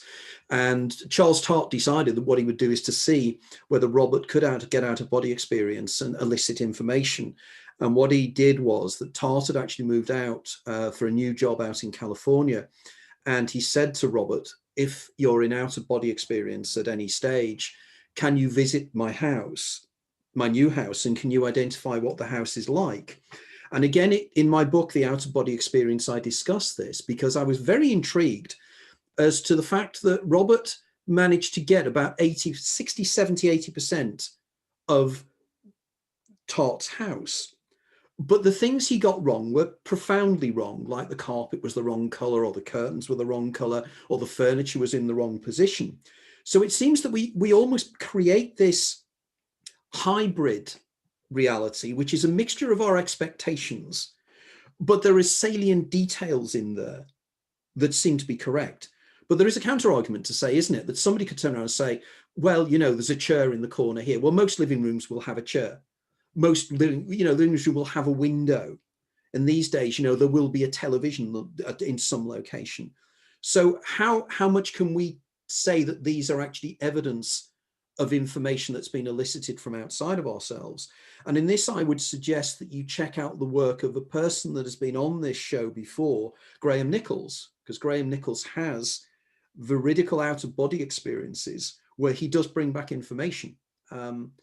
And in fact, Graham contacted me when I wrote my book, The Out-of-the-Body Experience, because he said that, yes, I agree with 90% of what you're saying, but your argument that the near-death experience, the out-of-body experience is literally brain created, and it's a kind of a scenario we create from our subconscious and then go into it. He said it cannot explain how you can get information from out there that you don't ordinarily have. And in many ways, Dave, this is what seems to be what you're doing, even though quite rightly you're suspicious and not necessarily convinced that this is the case, that that's what's happening to you. So this is something we could now discuss. What are your thoughts on that? Yeah, I guess I want to very quickly say something about the terminology, because it is a bit boring but also important. When I use the term out-of-body experience, there's two very different ways that people use that term, and it's important to get it right, because the way I use out-of-body experience is it's a neutral term that just refers to the experience of leaving one's body without making any claims as to whether it is or not about the nature of consciousness. I think lots of people use the term out-of-body experience as within that definition to say that they're doing exactly what you're talking about, but that isn't how I use it, or so that's important to begin with. So, and as you're saying, lots of the times when it does appear to give knowledge about the objective consensus reality, it can be in this very metaphorical kind of poetic way. And to give you know, to sort of give support for that argument, I would say it's, yeah, if there was some kind of link from that world to this one, it does operate in that poetic metaphorical way. So to be fair to that point of view, that probably is how it would be. But the problem is, it's very hard to separate that kind of thing where you're like, oh, this looked a bit like this if you move that. It's very hard to separate that from all the attention bias that we were talking about before. Like if you were, you know, if you dreamed of like a 3-digit number or had an OBE of a 3-digit or something like that, you know, you can measure that. But I think I see lots of times when people talk about mutual dreaming or stuff, it's like, oh, I had a dream where I was on a river, and then the other person will be like, oh, well, I was like standing in a puddle or something, you know, and then they'll be like, so that's the same. And yeah. I don't want to come across as like, you know, a total sort of killjoy. No, this is so important. They can have value. Like I would argue that you know, that does have value, and that can be an experience that is shared, and that can have meaning for those people. But that's different from saying that was a shared reality they had. Do you know what I'm saying? Exactly. And I think this is so important that for my work and from my point of view, I'm intrigued by the experience. I'm intrigued by the subjective experiences taking place and what they can tell us about external reality, if they can tell us anything at all. But so many times I come across people 2 and 2 equals 47. And they do make links, and they're desperate to make links in one way or another. And I cite the example again of Charles Tart. There was a particular case, I think it was the case of Miss X, and a young woman that supposedly was able to get out of her body and was able to bring back a 5-digit number, which was correct. But when you actually look at the experiment itself, a lot of the criteria whereby the experiment was set up had faults in it. For instance, nobody was looking at her in the sleep room when she had the experience out of her body of reading the number. And what is also never discussed is the amount of time she got it wrong. You know, this wasn't that she got out of her body, found the number, came back and gave it. She'd had about 6 or 7 attempts beforehand and had got it wrong. Now, my question always is, if you can get out of your body at will in these circumstances, you should be able to read a number in another room 100% of the time and be 100% right. We can't play with statistics here, because if somebody put a 6-digit number in my living room now and I get out my body, I'd go into the living room and I'd see it and I'd bring it back. It doesn't work that way. You know, do you see? Yeah, they're the type of results we would like to see. I mean, don't get me wrong. Like, I would love for this stuff to be true, and that exactly they're the type of results we would all love to see. That would be absolutely fascinating. But then we have the mechanism, don't we? But then we have the challenge of how does somebody see in an out-of-body state when they are not attached to their brain, their visual cortex, to their eyes?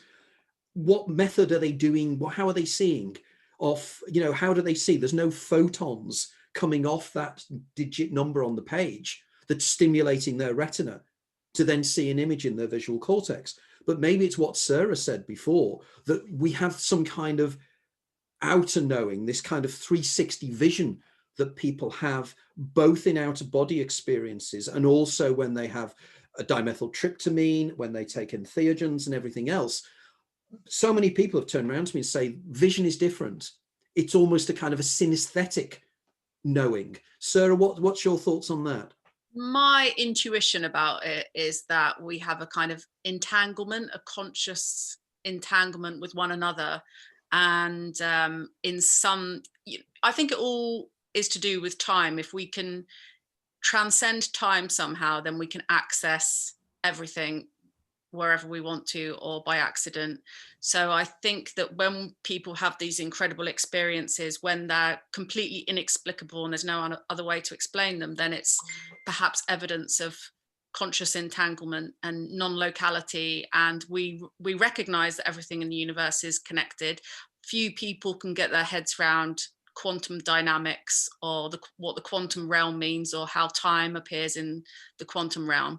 There are still so many things that we don't have the answer for, you know, like we were saying a few weeks ago. science at whatever time always thinks it kind of has the answer to everything, and the scientific method isn't perfect. It has flaws, and even scientists want to prove something and can get it wrong. And often the way we measure our methods for proving something are flawed in themselves, or we're looking for the wrong thing. Even like you say, like the idea of consciousness is just a word. We've created a concept, and to try and prove that word or that concept is kind of human and cultural rather than real and physical or provable. So I do think that there are incredible things that happen, and we don't have adequate ways to explain them scientifically, and maybe they can't adequately be explained scientifically. Maybe science has its limits in terms of explaining psi phenomena, especially because I remember reading once a neuroscientist had written something like, if a dog came into my office and started talking to me, that would be enough evidence I would need to prove that a dog could talk, but no amount of scientific papers on trying to prove that dogs can talk would show me that. So if someone has an incredible experience, say for example, one of the most amazing things I think about dreams is that for people who have lost loved ones, it can give them an opportunity to have a moment of feeling love and bonding with someone that's deceased. And I think that's one of the most incredible experiences that a lucid dream could offer. And if someone wakes up from experience where they've lost someone, they felt like they never got closure, and they're able to have that in a dream, that they will feel incredible and amazing as a result of that. And that's good enough. Yeah, I totally agree. Did you guys, on that note, did you guys see the Netflix series Life After Death? Which I did, yeah, I did. I was just talking about The Good Place, which in the sitcom mold was just perfect for me. I loved it.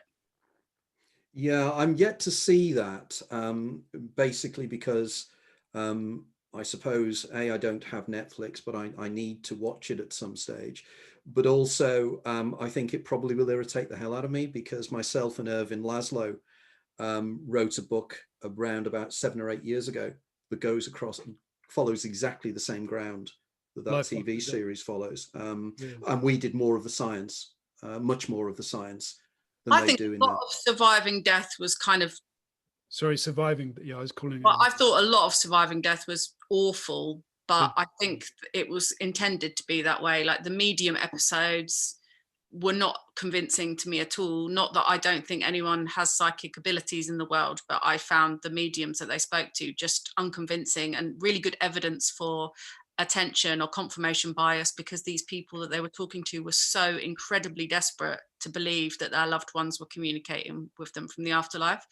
The stories that I found just intuitively I had a feeling response to were some of the reincarnation stories from children. And I think there's probably way more going on there than we're privy to as well. But there was just something about them where they felt like something was going on there. They seemed to be really genuine. I had a thought when I was watching that program about, and this is, well, I guess it's not really off topic, but in regards to the mediums, this is something you might know about, Anthony. I was thinking, there must be people out there, and maybe this touches on the talking dog thing a little bit. Are there not people out there who hear, I guess in a nutshell, why if you hear voices and see visions of people, why does everyone assume that those are dead people? Is that a ridiculously simple question? No. Why don't you ever hear from someone who sees that stuff but goes, hi, I'm not sure what it is? Because I should probably be 100% sure that's what it is. I think it is the before I take people's money. Do you know what I mean? Is that being really cynical about it? It's no, not at all. I would want to be, if I saw that, I'd be like, I'd be 100% sure, which obviously you can't be.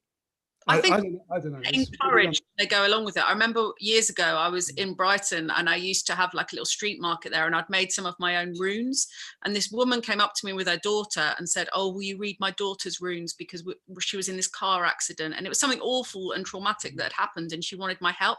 And I thought, I can't do that, so I would never say that. But some people in that situation would think, I can do that, like you know, and they may do it with all the best intention in the world as well. It's just, I think that a lot of it is to do with upbringing and social conventions. And if it's socially accepted, if you come across people that suggest that you're hearing the voices of the dead, then you tend to go along with that. People want stuff to make sense. Human beings want the world to make sense. So it's as simple as that. That's probably the easiest explanation in a way.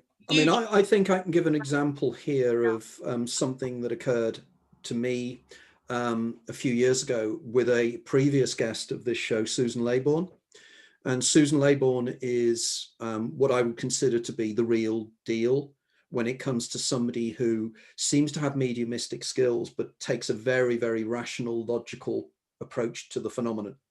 In other words, you know, am I communicating with spirits? What am I communicating with? Exactly the question you asked, Dave, you know, that really what am I communicating with?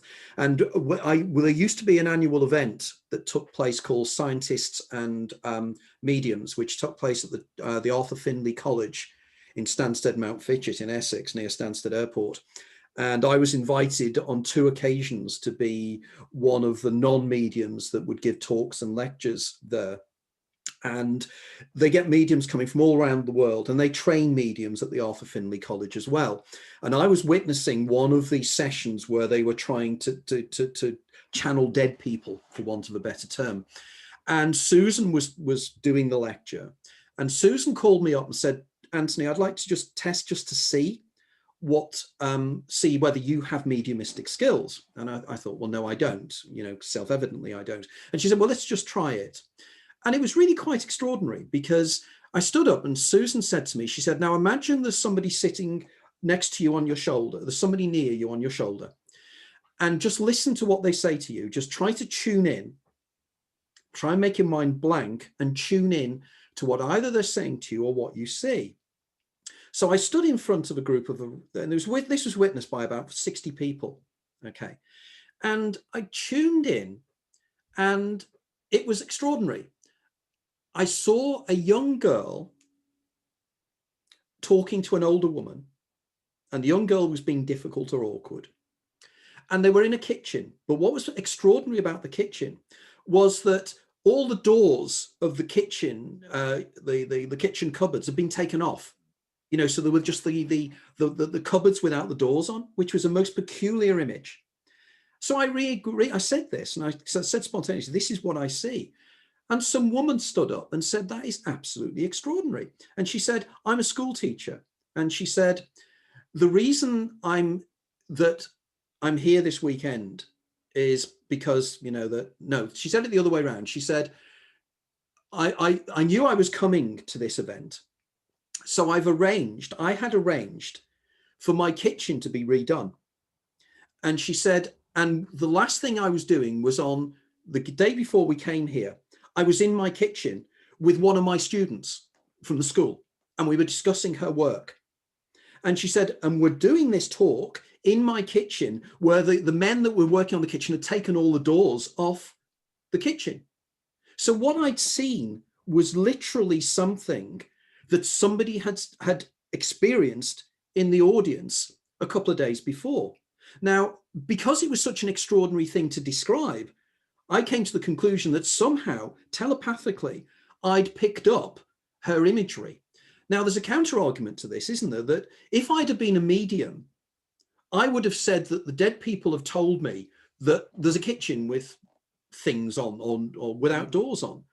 So sometimes, as your point, quite a reasonable one, Dave, is that can sometimes people just pick up telepathically and regurgitate it because their worldview is that I am a medium and I talk to dead people. I wasn't even saying that, because I wouldn't go as far to say it was telepathic. I guess I was saying they're experiencing something. I mean, I'm not enough of an arsehole to say like everyone's just faking it. I guess they're experiencing something. They're genuinely hearing voices and seeing visions. So not necessarily that they're telepathic, but they're having some incredibly really interesting experience. And I was just, wondering why it was always framed as the dead, and why you don't hear. And what I was going to ask you actually is, is it dissociative identity disorder? Is it as simple as that? Totally. Some sort of benign form of it that isn't, because obviously mediums there is obviously sort of functioning members of society, and they don't, I'm careful to separate it from a full-blown. But well, you no, understand what I'm saying? Could it be a benign sort of version of that? I think that's perfectly reasonable. There's some sort of experience happening, but why do you never hear of anyone that says, I experienced this? Hear voices, see things. I don't know what it is. I've never heard that. I mean, those people must be out there. Maybe I'm just not aware. I don't know if you've read my book, Opening the Doors of Perception. No. But in that, I make a lot of those. I posit certain ideas and structures about this. And I then carried on in my latest book, The Hidden Universe, because what I'm interested in here is the relationship between the observer and the observed in terms of creations of voices, creations of tulpas, creations of entities that seem to be directly related to our own anticipations of what they should be. Like, for instance, the way in which things like greys and things people see, they seem to culturally track. They seem to be very based with the expectations of the person who's creating them. And myself and a couple of associates were doing research at the moment in thinking of recreating the Philip experiment for the early 1970s, where a group of researchers in Toronto in Canada created a personality called Philip Aylesford. And that this entity seemed to become vaguely independent of them, and it caused poltergeist activity. It managed to make a table to lift and various other things. So it seems that our own mental states seem to be able to manipulate external reality in some way to fulfill our own expectations. But this comes right down to quantum physics. It comes down to the collapse of the wave function, the act of observation. The statistical wave function gets turned into a point particle. And going back again to Sarah's comment about quantum physics and the idea of entanglement, effectively, if we logically argue that every single component of the universe suddenly spontaneously appeared from a singularity 13.8 billion years ago, 13.9 billion years ago with the Big Bang, which wasn't big and wasn't a bang. But if that was the case, all the particles that make up this universe, including the particles in your body, were all in a close proximity and were entangled. So therefore, the idea of non-locality suddenly starts to become understandable, as does the ability to attune into ideas and thoughts. For instance, the point that was made earlier on about children having past life memories. I would argue that what they're doing here is they're attuning into the collective unconscious. They're attuning into whatever it is the overpsyche, what I call the Uberdaemon of humanity. And under certain circumstances, you can attune in to somebody's life memories. And if there is the argument that this is some form of simulation in raised commas, or it works on holographic principles, this could be the answer. And this again is something I'm researching for my next book, which will be out in 2022. So there are so many areas here that really we need to start thinking differently about what is taking place here, to not take evidence at face value, but to look at it and analyze it in the developing way. We're starting to understand how consciousness works, how the brain works, how the brain seems to create this magical personality, which is you and I, inside our heads. These are profoundly interesting things. And Dave, what happens to you, in terms, and Sarah, what happens to both of you is profoundly important in our understanding of what it is to be human and what it is to be a conscious entity perceiving something. I do think lucid dreaming does give you a first-hand experience of how your thoughts create reality, because within the dream reality, when you enter a lucid dream, you become aware of the fact that your thoughts are creating the content of the dream, and you aren't just you are everything within your line of vision. So you get a real first-hand experience of how that kind of thing works. And I think that with this idea of mediums and hearing voices, we really hugely underestimate just how creative and imaginative we are. And I think that perhaps our appreciation for that has deteriorated even more recently, where we are kind of obsessed with actual information that's online or or reality. Maybe we're like overly aware of reality in that respect, that we kind of don't have the same appreciation for the imaginal realms, because actually just the fact that we dream every night and we have these incredibly complex, beautifully detailed dreams is an indicator of just what our imagination is capable of. And actually, I think anyone that is given the opportunity to just sit and daydream or think or imagine something, like with sensory deprivation, for example, you'll start seeing like full-blown hallucinations with not much time at all. That is kind of going on in some level in our minds all the time. And that in these altered states where our kind of what's it called, the kind of the central organizational part of the brain relaxes, and you have a more kind of open experience of your reality, that in those kind of trance-like states, or the psychedelic state, or the lucid dream state, you're perhaps more open to more unusual phenomena coming in. Certainly, yeah, I would totally agree with that. Yeah, I would say we totally undervalue subjective experience, right? And that's why it's hard. Yeah, and that, I think, yeah, we were saying before, lucid dreaming is it's a very neglected area, right? Or dreaming in general. And it's kind of, considering how, as we keep stating, it's sort of 100%, proven by science. And there's it's so little known about. It's so weird, because sometimes I remind myself what it is. Like, you're conscious, you're in a dream, and it's so weird and such a neglected area, considering it's so strange and true. I mean, that's the, yeah, it's so, there's some other stuff that there's little or no evidence for. I think that's why psychedelics have become so popular, to be honest, though. I think that with the psychedelic renaissance, and perhaps with virtual reality becoming like what is going to be the future of visual technologies, actually lucid dreaming will have a bit of a renaissance, I imagine, because I should imagine that for a lot of people that don't have lucid dreams, having a psychedelic experience will be a bit of a opening the doors of perception type of experience that will allow them to have lucid dreams afterwards, because it is just, if I do a lot of sleep workshops where I meet people that have never had lucid dreams, and I've always felt a little bit bad for them, because you're explaining something that's amazing, they've got no idea what you're talking about. I think I align it to like having an orgasm or something. It's like, it's a very definite experience that you couldn't be like, I'm not sure if I might have had it. You kind of know like that it's happened.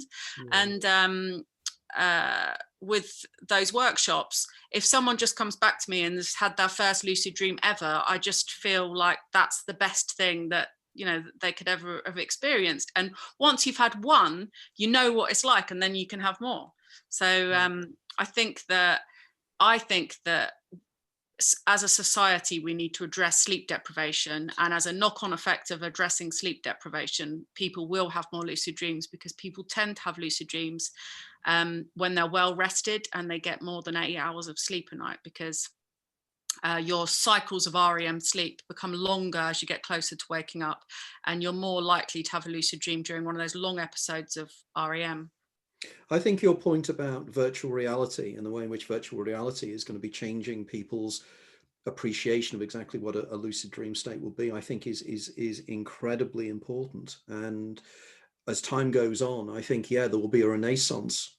And as Dave rightly says, we are not talking here about something that is in any way esoteric. We're talking about something that is a proven thing, just like dreaming is. And I find it extraordinary that people aren't more fascinated by it.